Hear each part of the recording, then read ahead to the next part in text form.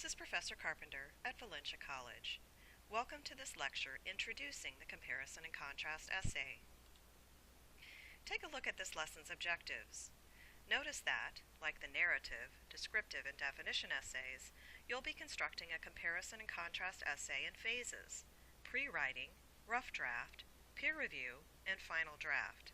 You'll also be reading and analyzing examples of comparison and contrast essays in your text 75 Readings Plus.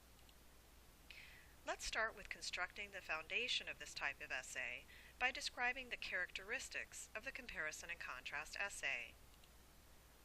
First, what is a comparison and contrast essay? It is an essay that compares and contrasts two subjects. A comparison shows how two things are alike, while a contrast shows how two things are different. Let's look at our blueprint we'll use for constructing a comparison and contrast essay. The criterion on the blueprint or rubric are identical on the rough draft, peer review, and final drafts of the comparison and contrast essay, the rubrics. So this is the final comparison and contrast essay rubric you should use to develop your essay. We'll discuss the criteria on this rubric you can use to plan and draft each section of your essay. You'll begin drafting your essay by using a planning sheet that looks like this. You'll complete each section of the planning sheet to prepare the rough draft of your comparison and contrast essay. Let's look at the steps for structuring a comparison and contrast essay. First, you'll select two subjects to compare and contrast. You'll document these on your planning sheet. I've given you some examples on the planning sheet. For example, you can compare two musical styles, such as classical and contemporary, two scientists, two military leaders, two American presidents, two world leaders, two professional athletes. You can compare something like living on campus with living off campus, online classes versus traditional classes, two political systems, two religions, and you can also compare things of your choice, as long as you have enough information to compare and contrast. So, you'll document the two things that you're comparing on your planning sheet, looking at some of these examples. And here are some examples of things in the past that people have contrast, students in previous classes. Islam versus Judaism, Chick-fil-A versus McDonald's, different theme parks, for example. So next, once you've selected the two things that you're going to compare and contrast, you'll brainstorm details to determine what is the same and what is different about your subjects. First, think about and document how the two subjects are the same. So if you were comparing Nike and Adidas, they are both similar in selling sportswear equipment and using celebrities as spokespeople. So you'd list those things there. Next, think about and document how the two subjects are different. If you were comparing Nike and Adidas, they differ in slogans, branding, sales, and sports they target. One way of organizing and synthesizing similarities and differences between your subjects is to draw a Venn diagram like this one. Those things in the center, which are in both circles, are areas of similarities, and those in circles A and B are differences. For example, if you were comparing apples and oranges, you can see a Venn diagram to look at similarities and differences. The items in the center are things that are similar between the two fruits. For example, both are high in fiber, grow on trees, are round, and have a sweet taste. Those are in separate ovals are differences. This is a great way of organizing similarities and differences between your two subjects.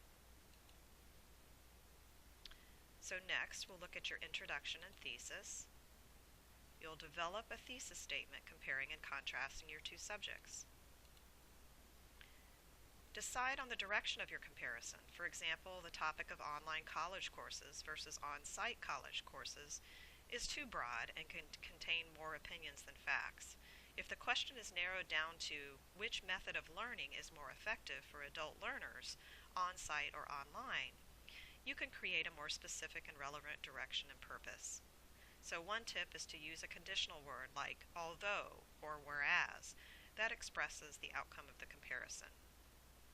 So take a look at if you were going to select online college courses versus on-site college courses, a good thesis statement might be, although the advantages of on-site college courses benefit students living on campus, online courses provide returning adult learners with more flexibility and cost savings. So you see you're actually making an argument here. Take a look at this example of an introduction.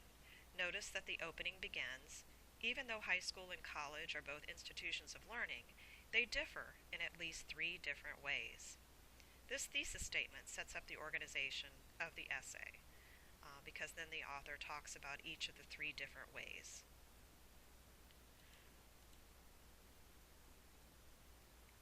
Such as, you can see here, the first difference between high school and college is their social atmospheres.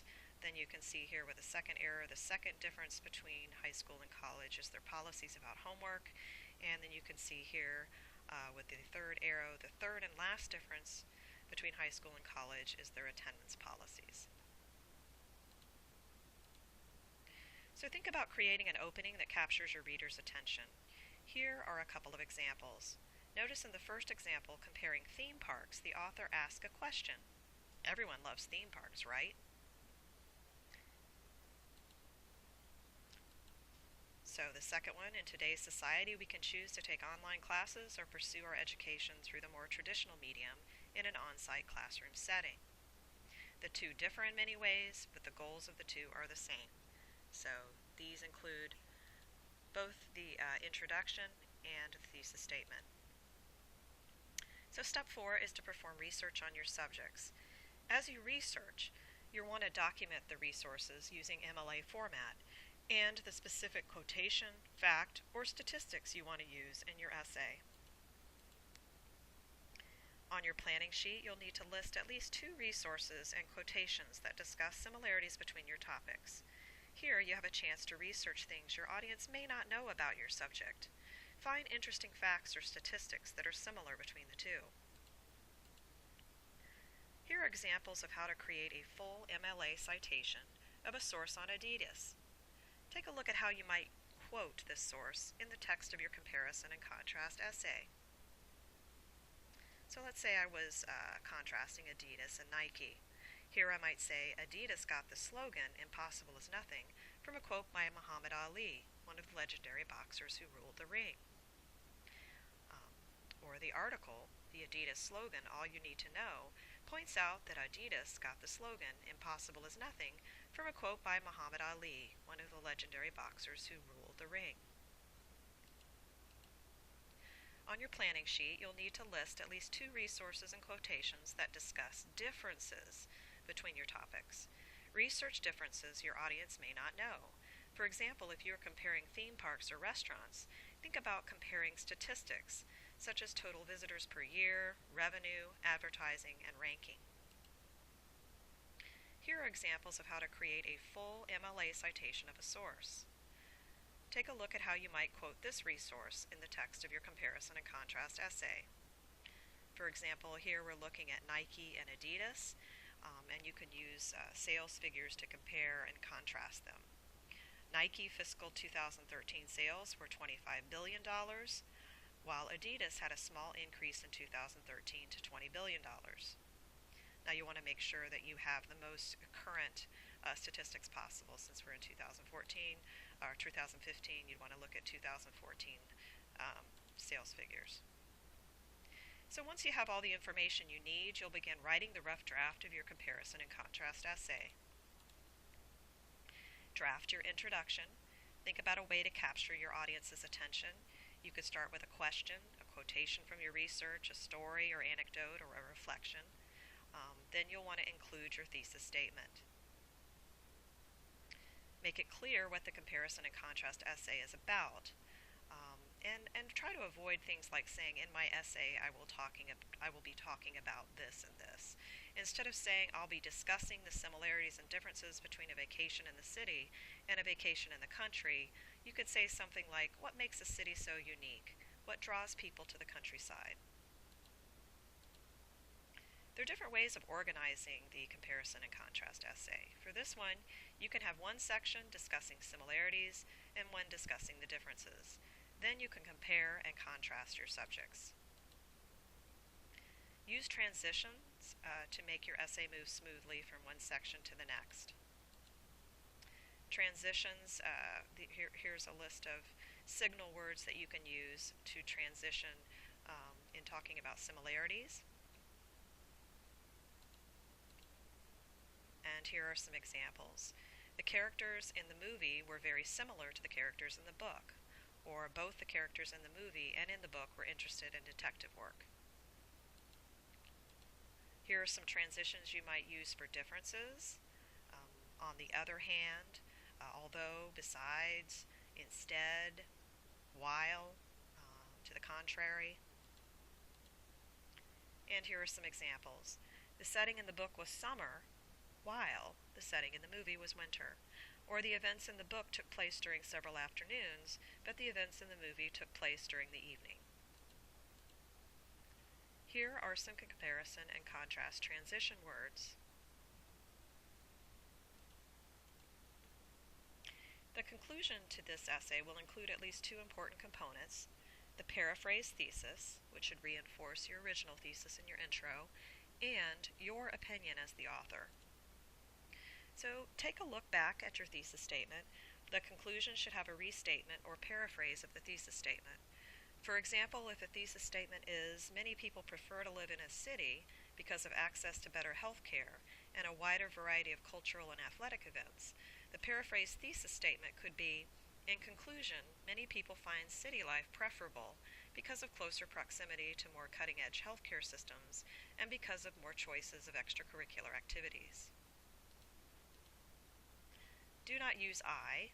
For example, instead of I think living in the city is better than life in the country because you have more opportunities, you could say because of factors such as better access to entertainment, medical care, and social activities, life in the city is more advisable for individuals who prefer these quality of life factors.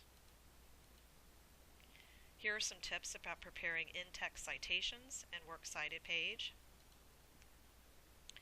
One global issue I've seen in the past for comparison and contrast essays is a lack of depth of research. For example, using only one source or using sources from company websites only. So make sure you perform in-depth research from a variety of sources.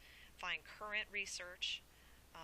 For example, if you're comparing sales of two restaurants, find data that is at least a year, 6 months to a year, not 3 years old. Look for specific facts, statistics, and expert comments. And you'll notice that this paper requires at least 3 examples of in-text citations from at least 3 different sources, as well as a works cited page. This is the section on your rubric which documents these requirements. So here are some tips for integrating in-text citations. This means that you document the source of a quotation in the text of your essay. You'll also have a corresponding full citation on the works cited page. So here is an example. Notice here that a signal phrase, according to, is used following by the title of the author. So the Adidas slogan, all you need to know, Adidas got the slogan impossible is nothing, from a quote by Muhammad Ali, one of the legendary boxers who ruled the ring. So here the signal word is according to the Adidas slogan, all you need to know. So according to, followed by the title, and then we go forth with the fact that you want to cite.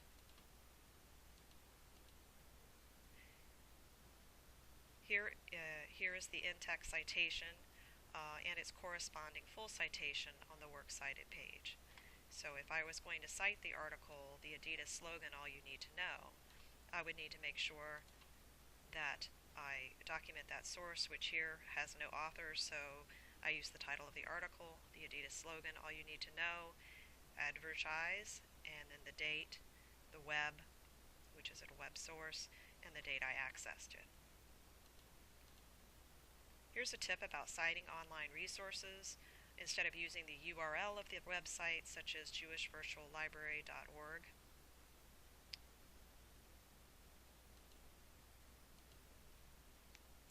so use the title of the article instead of the URL.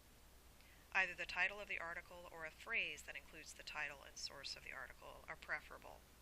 So here, instead of saying Jewish Virtual Library or virtualjewishlibrary.org, you would just use the title, Erwin Rommel, or according to an article on Erwin Rommel published by Jewish Virtual Library.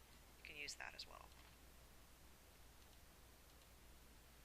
This week, you'll complete the planning worksheet and a rough draft of your comparison and contrast essay. You'll receive peer review feedback the following week. You'll implement your feedback and revise and edit your essay into a final draft. So as you plan your week, consider the following. What two subjects do I want to compare in a comparison and contrast essay? Think about selecting subjects you're interested in, whether it be art, sports, history, science, or hobbies. And you know that by the end of the week you must complete a planning worksheet and a rough draft. So have a great week and enjoy planning and writing your comparison and contrast essay.